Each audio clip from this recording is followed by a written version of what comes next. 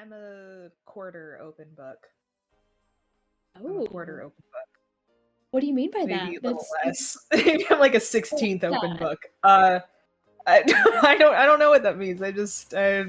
You'll see, I guess. I don't know. I don't know why I'm acting like so mysterious and Ooh, demure.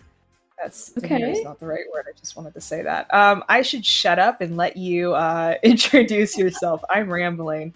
No. And I just ate a sugar cookies, so it might make it Ooh, worse. So, no. I love it. yeah, Yeah. you Well, go first of all, off. thank you so much for inviting me. Um, so to be honest, like social media is not really my thing, so I'm pretty new to Britcord and to Reddit, but yeah, I mean even just in like the month or so that I've been on Britcord, I've felt really welcomed by this lovely community and, all of the admins on Britcord were like told me up front just about what a great community this is and how everybody, a lot of the Britney fans on here, yeah, are just very community oriented, which is what I am all about. So I was very happy to hear that. But I know my username is no one is listening, but my real name is Cillea. So I am from the great state of Massachusetts in New England, but lived 9 years in Nashville, where I was working as a music journalist. I've written for a lot of different publications. I really built my career as a writer in Nashville, working, like I said, as a freelance journalist. But really, like, I've been a writer my entire life. So I like to say what started off as me writing really silly short stories and poems has now blossomed into a really cool writing career. So in Nashville, I was primarily covering country music and entertainment. I got to interview hundreds of artists and songwriters, which was really, really cool. But my number one has always been my girl Britney. I have not met her yet or interviewed her yet. One day that dream will become a reality. But yeah, just to give you a little background on my history as a Britney fan. So I think I was like 5 or 6 when Baby One More Time video and album came out. And, like every kid in America at the time, I loved Britney, was obsessed with her, was even more obsessed with Oops, I Did It Again. But then once, her self titled album came out and her image started to become a bit more sexualized, I started to buy into the narrative that all the parents and adults in America wanted us children to believe that she's a bad role model, she is too promiscuous, she's just an airheaded superstar, whatever. And so, yeah, just being a young child, I kind of bought into that. And then I fell out of love with her for many years. And then she, was reintroduced into my life back in 2008 with her documentary, Britney for the Record. I was at my friend Liz's house and she was just adamant that we were going to watch this documentary. And in my head, I'm thinking, ugh, I do not care. I don't want to watch this. I have no interest. And I'm so glad that she forced me to watch it because at the end of those hour, 90 minutes, whatever it was, my perception of Britney had just drastically changed because just listening to her speak, using her own voice, her own words, and just reflecting on what she had been through, over the past, I don't know, 4 or 5 years, it just helped me to see her in a whole new light. And really, I just saw her from this empathetic perspective because she was Britney herself, just the way that she spoke and portrayed herself was so much different than the way the media was portraying her. And so that was interesting to me, the way that things, just weren't lining up. And so there's a line in that documentary that really struck me where she says, I've got all these people around me and it's like they hear me, but they're not really listening. They're hearing what they want to hear. They're not really listening to what I'm telling them. And so there was just something about that essence of no one is listening that stuck with me. And so anyway, that's where the seed was planted. And so from then on, I was a diehard Britney fan. Circus was my anthem. That album was my obsession. And so I actually dealt with a lot of social anxiety in high school. I had my first public panic attack my freshman year English class, and it was so humiliating. I had no clue what was going on. I couldn't explain what was happening. And so, I kind of suffered in silence those 4 years, just living with that anxiety. But Britney's music was such a sanctuary for me.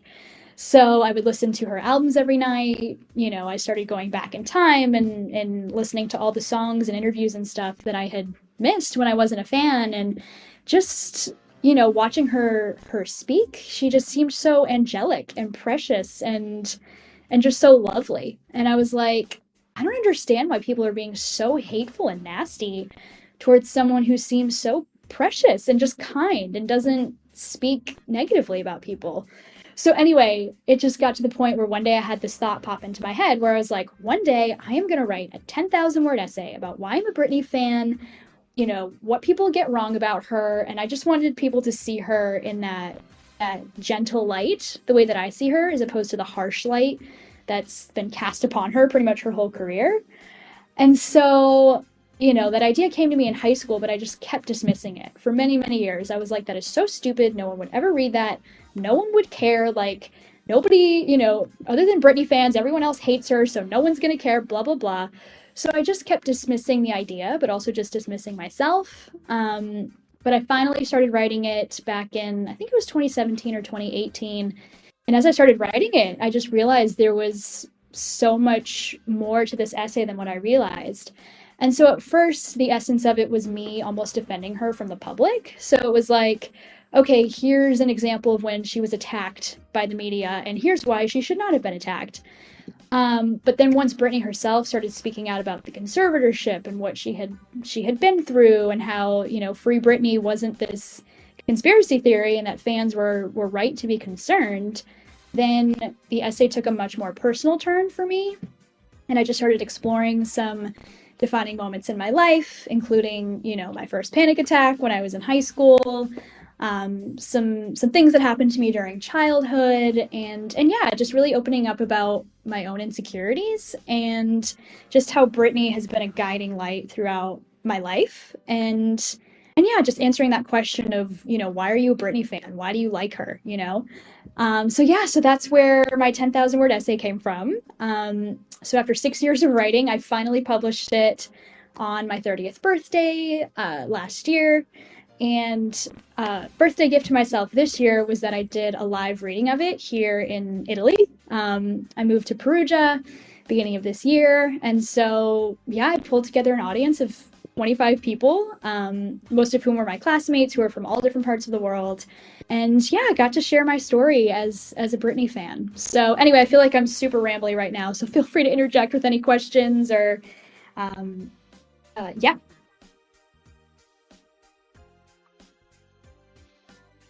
Well, thank you. Yeah, thanks for sharing that with everyone. I always enjoy hearing that story. As some of y'all know, I am also a moderator on the Britney Spears subreddit. So Cillea reached out to me, well, not out to me, but because in Reddit, to avoid trolls, we have a karma limit. If you don't know what karma is, it's like, it's that song by JoJo Siwa. I'm gonna turn on my camera and do the dance. I'm joking.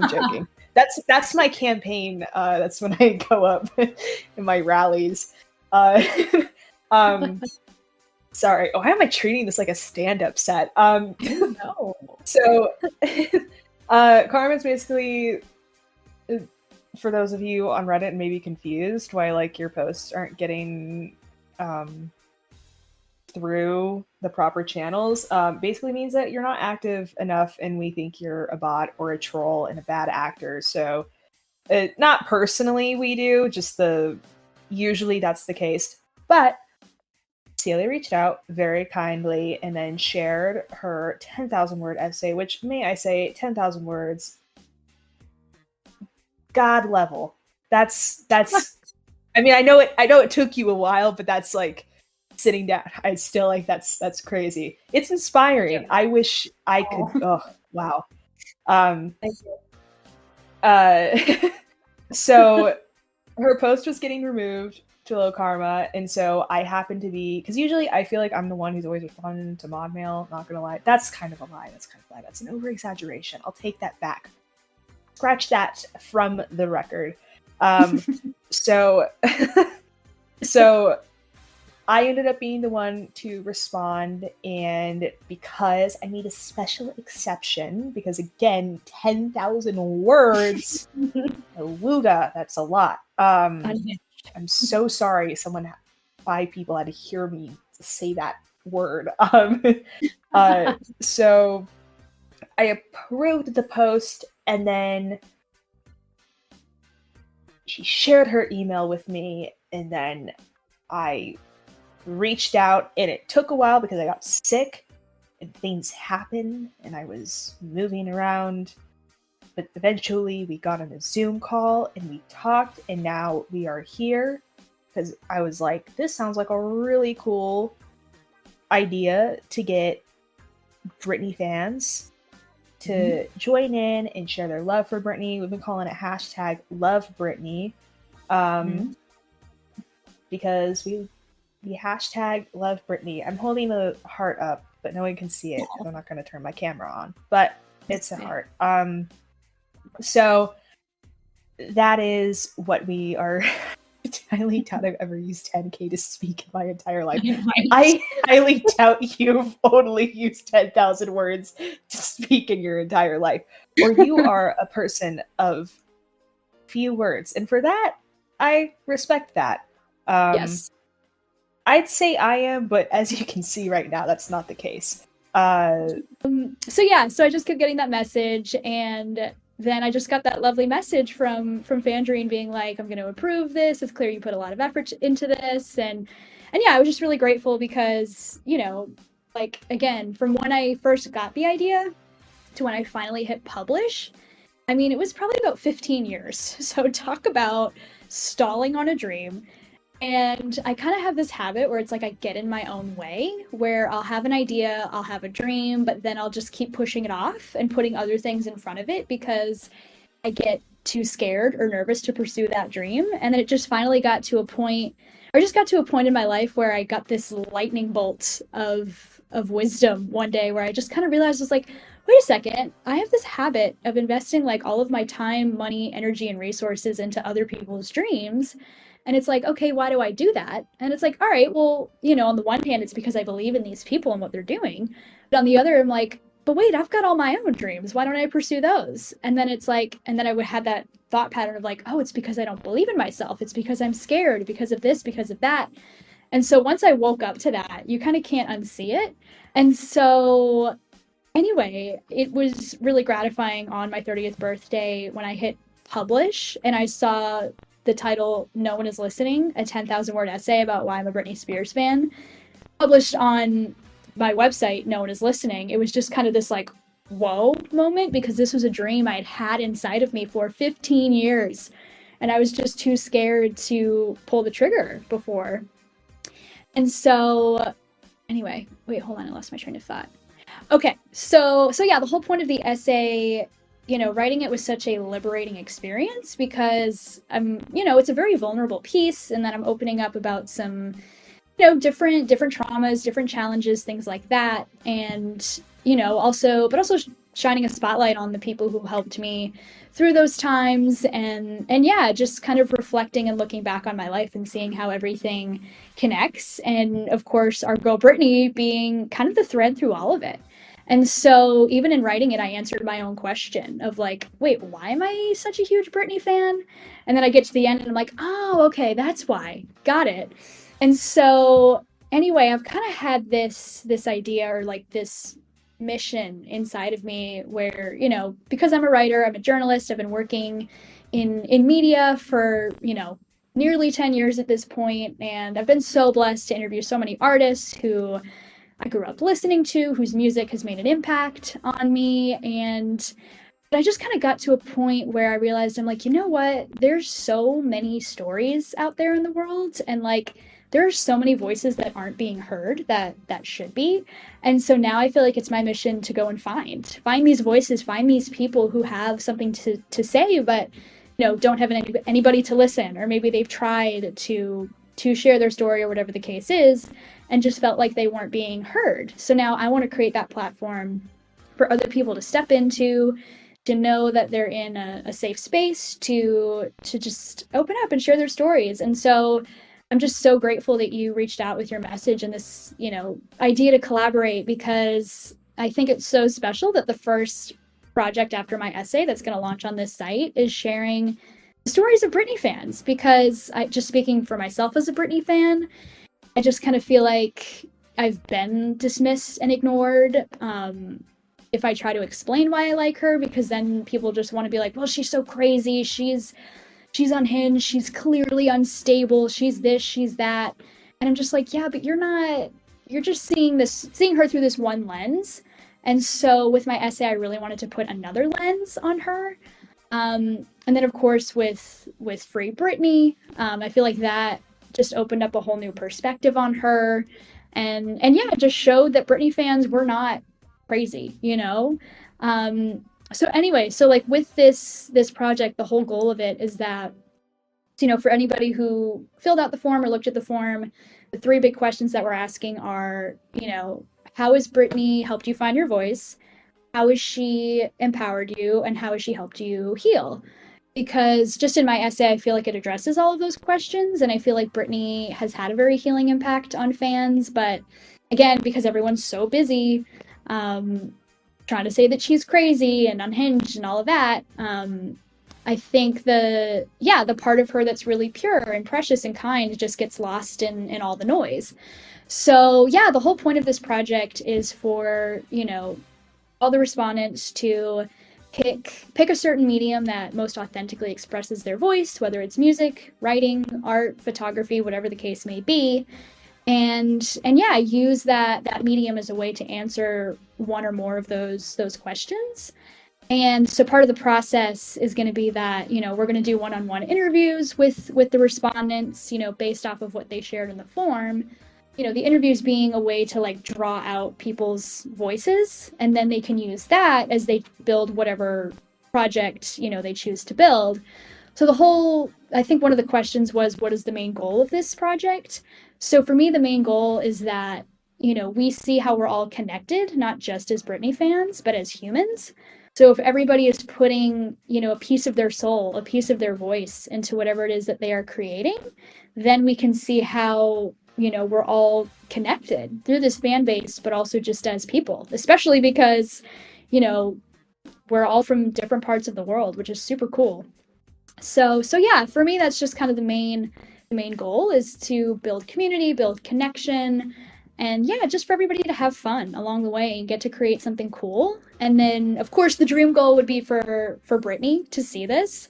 I don't know how it'll happen, but I'm hoping we can just get it up the mountain and just have her hear our voices and just see how she continues to impact and inspire people, and just cut through that negative narrative that surrounds her, and yeah, just put that new lens on her while just showing how we're all connected. So anyway, that's kind of the essence of it. I don't know if you have any questions, Fangerine, or anybody else in the chat has any questions, but yeah, that's kind of the gist of it. Oh my god, Danko, yeah. I love your comment. Yeah, thanks for explaining all of that. I think there was still some mystery of what this project is, so hopefully that explains it for the lovely 5 of y'all. I'll be nice this time about it. 2 people dropped out. Just like to point that out. But so they missed out. But we are going to be posting this on the Les Socials. So we'll be doing that. And yeah, I think you answered what is the main goal. When and how are the fan stories going to be shared in the project? I guess we can just get to dates. Yeah. So, okay, let me pull up my little schedule here. So the plan is that, okay, so after this podcast today, we're going to leave the form open for another 48 hours. So if there's anybody who wants to participate and has not filled out the form yet, they'll have a short window to do that. And also, if you know of anybody who you think would want to be a part of this, like, send them the form, put them in contact with us. Like, we want as many voices as possible, and just whoever does participate to be really just excited and engaged.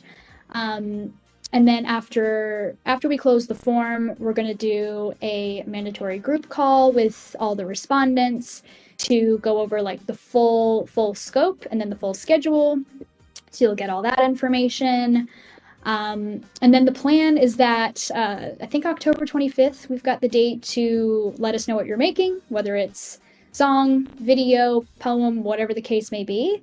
And then we're going to publish all the projects, if that's what you want to call them, the collection on my website, No One Is Listening. And then, we talked about launching it on Brittany's birthday, December 2nd, and maybe doing a listening party or like a launch party.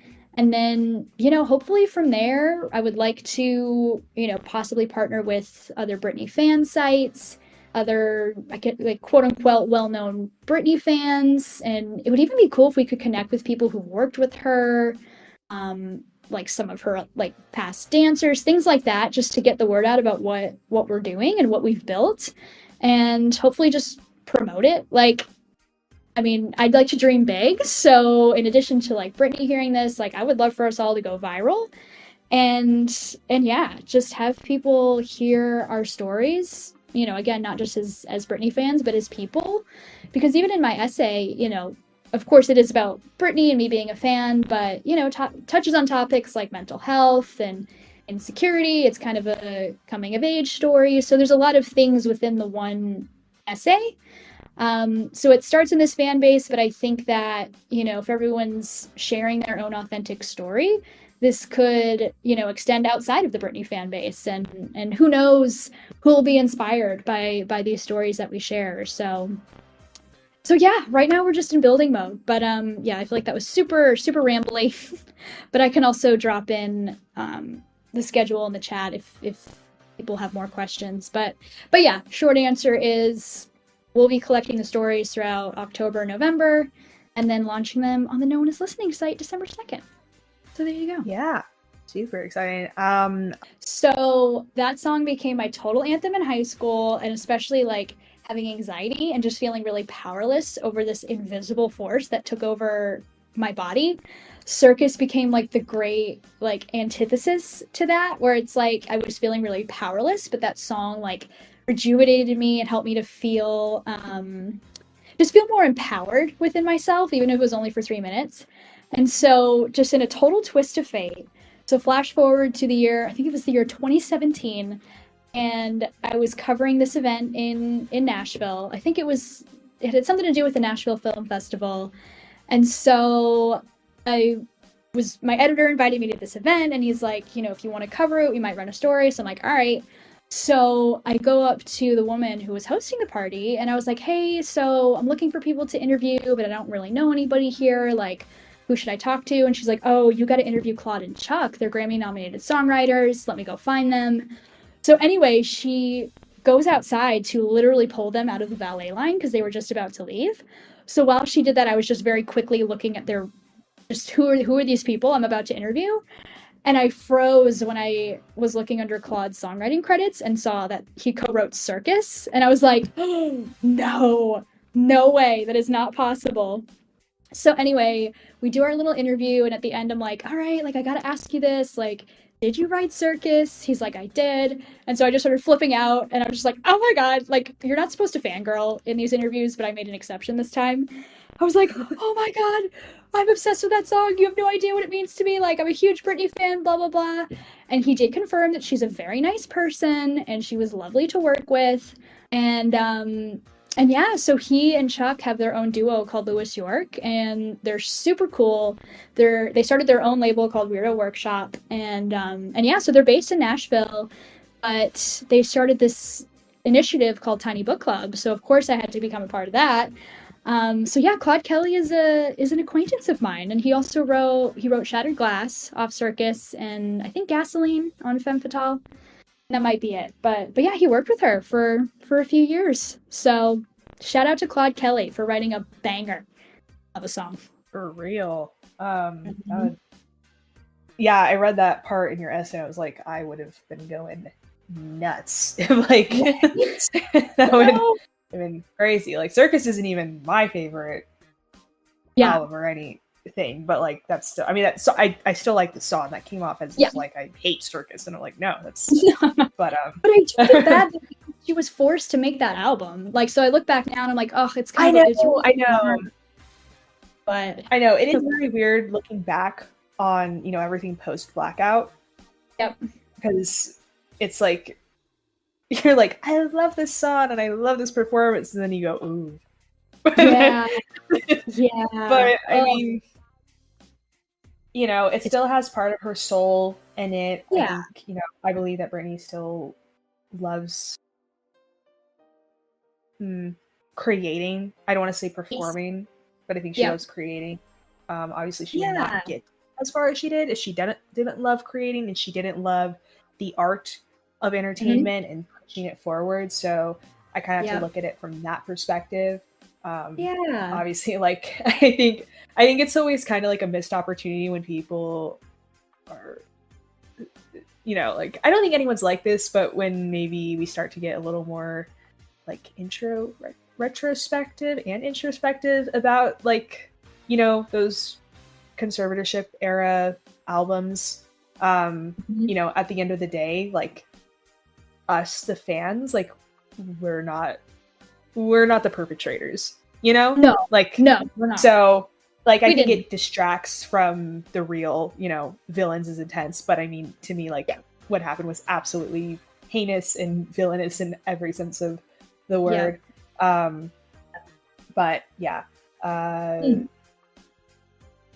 I feel you. I could talk about Britney all day, every day, and I'm so grateful to now be a part of this community where I have finally do that with. You can talk about it every second, every second. Yes, please drop your questions in the chat if you have any questions about the collaboration, or even just share with us like what you love about Britney.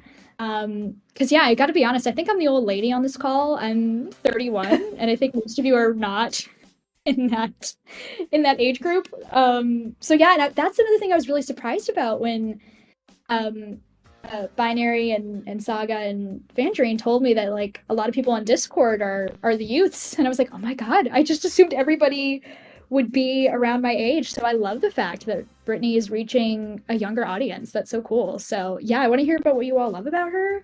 And honestly, Denko, I'm loving it. I prefer silence. That's how I use my wisdom. Oh, profound. I think the age thing, it definitely speaks to Britney's timelessness.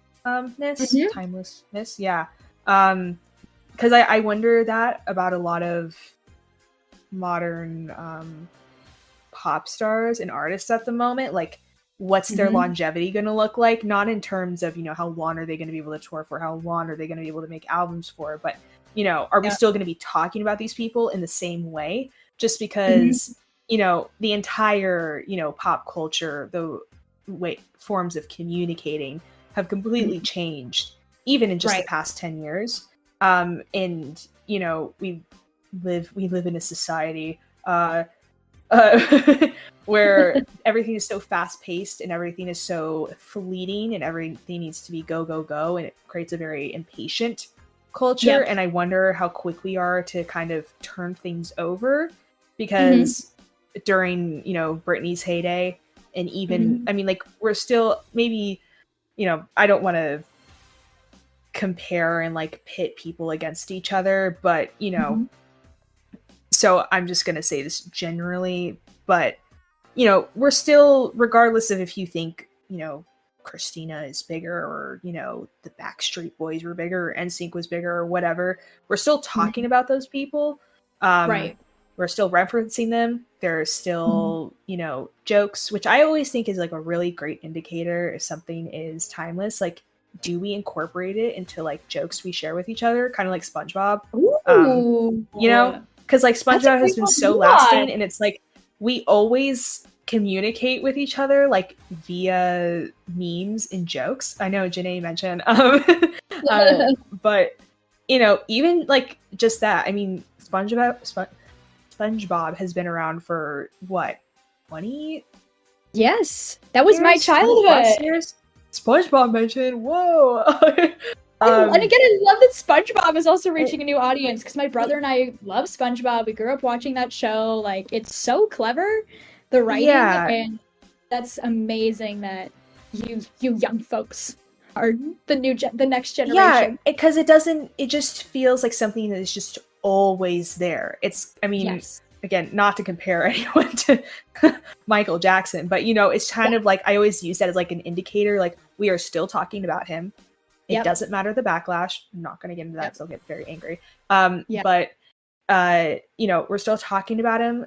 Kids, babies, will listen to his music and immediately it clicks. The dance moves, it clicks. And honestly, I think it's it's a similar thing with Britney too. We still reference her. We still include her in our daily conversation. I don't think she's ever going to truly fade away. And so I just always wonder that in 20 years with pop stars right now, are they going to stand the test of time? And I don't mean that in a very judgmental way, because it's kind of it's not their fault that we've had the TikTokification of everything. It's just it's kind of you have to get your hands dirty. You got to get into the machine, which is kind of why I don't listen to a lot of stuff now, because it just feels so much all at once, and I feel like I'm not being allowed to appreciate anything anymore. So it's powerful. I think that's why a very large age range, or wide age range, is into Britney, just because it speaks to that timelessness, and it also speaks to that time of, granted, I was born in 2003, so I don't have the strongest memories of what pop culture was like, but I'm very interested in pop culture. I think it drives literally everything. I think it drives our politics. I think it drives our economy, how we communicate with each other. Globally, it's a global language. You don't need to speak any one language to understand pop culture, to me.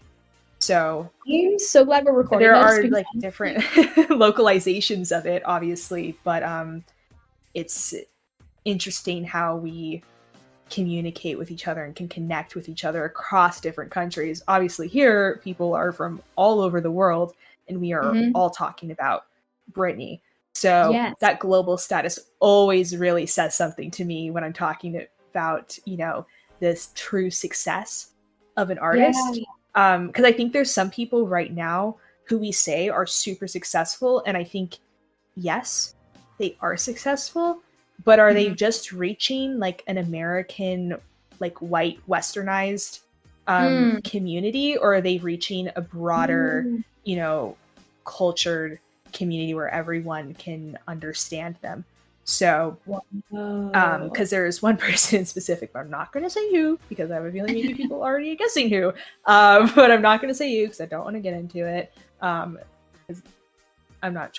really trying not to be judgmental. I'm trying to, hopefully, what I'm saying is coming across as more not my issue with a particular person, but more just with how, the entertainment industry operates. Hopefully that's coming across, and not me taking shots at particular artists. Even if I have issues with particular artists, it's more about the industry itself. But yeah, Katie, even your parents know who Britney is. Right. That's huge. Super cool. And yeah, Fandrine. Dingo, don't.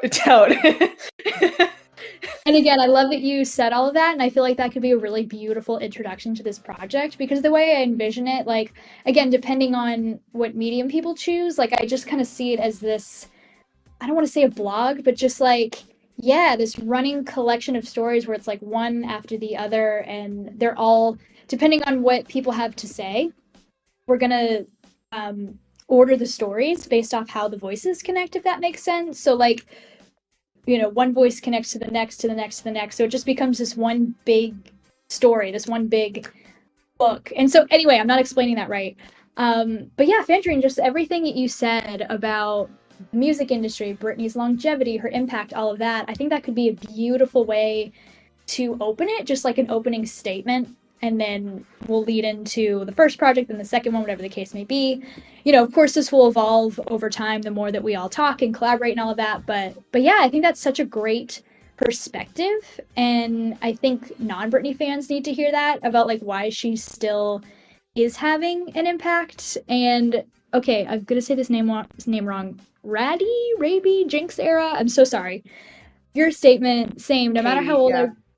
Oh, thank you. No matter how old I would get, the font is weird. How much Britney helped me in my life. And then Denko, Britney was like something I held on in one of my lowest times.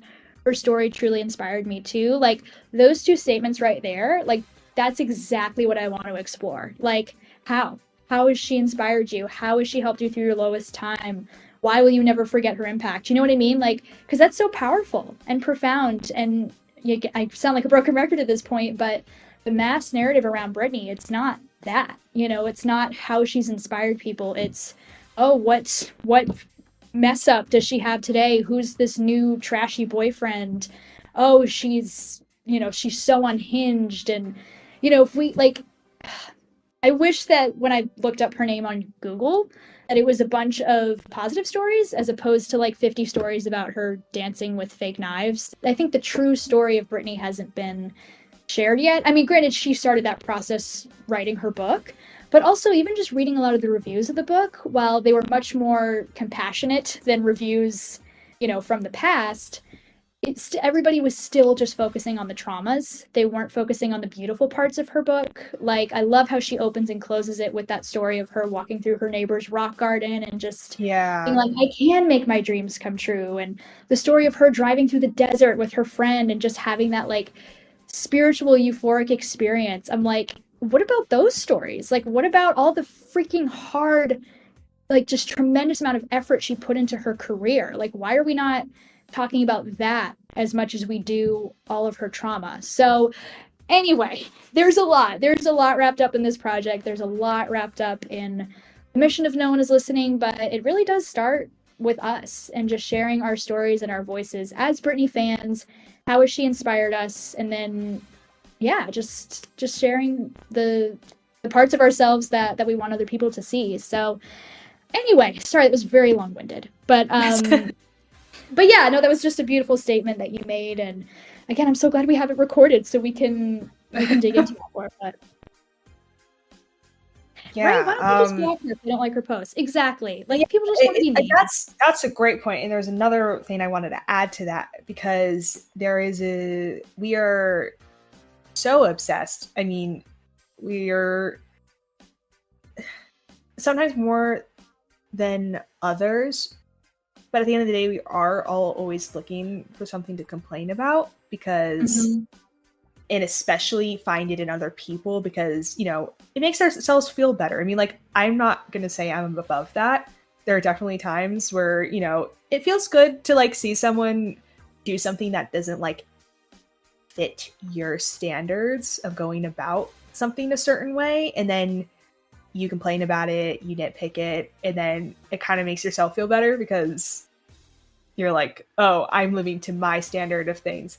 And it also like kind of, I think about it for any of you who are like nerds, like comic book nerds or anything. It's kind of like I'm gonna call it the Peter Parker syndrome, where it's like, Peter Parker always has to be down and out. It's not interesting to read a story about him where he's happily married, he has everything going right for him, and he's got a steady job. And even when that does happen, it immediately, the writers are like, no, we got to take all of that away from you, because it's not interesting. But the difference is that we end up using that kind of Peter Parker syndrome onto real life people, such as Britney Spears. So, she's not Peter Parker. Like, she's allowed, like any human being is allowed to be happy and thrive in that happiness however she deems, without hurting other people. And she's not hurting other people. Right. So, it's kind of this really awful, culture of public media that we use narratives. We literally use the word narrative for real people, which is insane. We treat them as like character arcs in a 24/7 movie that we're watching, which also speaks to like parasocial relationships and this commodification of people, and especially for women growing up in this media circus. Reference. Yes, love it. Yeah, there's in the story about those young girls. I mean, these are young girls who are making fun and ridiculing another woman who they probably do not understand what she has been through. And it's hard, like, it definitely makes me mad, but it's also like, ugh, that makes me so sad that that's the way they're viewing it, instead of going, what made me view this woman who was just posting a photo of herself, maybe in a more revealing way than I would do that, but I'm not going to judge someone else for doing that just because I wouldn't do it. That's definitely something like we all have to learn, and definitely something that I've tried to be better at over the past years, and probably something that Brittany has like allowed me to be better at learning, just kind of being a little more accepting of other people's different, lifestyle choices and the way they choose to present themselves. And especially with Brittany, there's definitely this like commodification of female purity that comes down to just like, well, oh crap, like we can't control how she presents her femininity anymore, so because we can't control that, it is now bad. And it's a giant witch hunt, just like women have been experiencing for quite literally centuries. So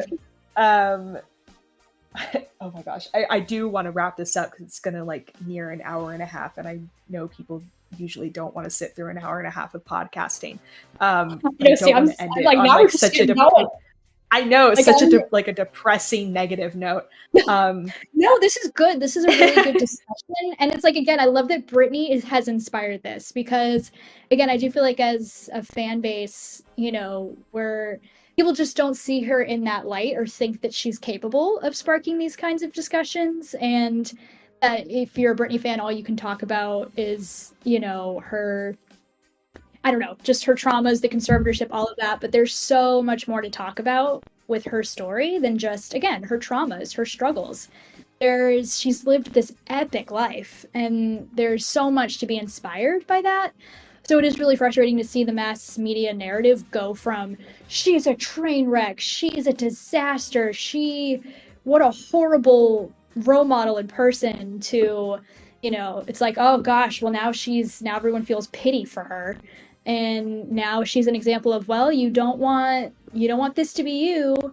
And yeah, and it's like, I think people are also forgetting too, and only focusing on her traumas, is that like you're completely missing her legacy and her impact. She really helped move the culture in a lot of ways. And yeah, I think people have just forgotten about that. So hopefully through our stories, we can, just put a new lens on her, tell a new story, and hopefully inspire some people along the way. But yes, I know we've been gabbing forever, and I could literally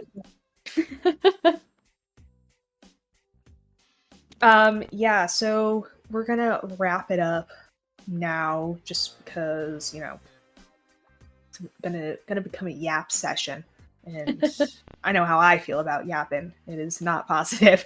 So so if I don't think anyone has any more questions. Actually,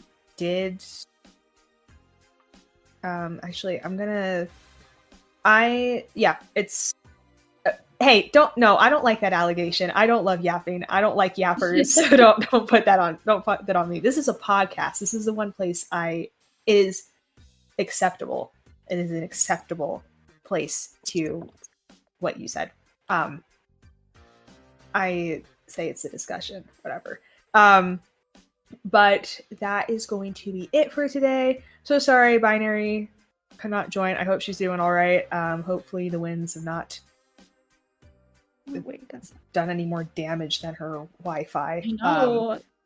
I was gonna, God, I really gotta, I'm doing better about jokes that I should and should not be making. So, sometimes I don't have a filter. So, yeah, it is done. How many more times can I say so and yeah and like, yes, that concludes our podcast section. I am going to stop recording.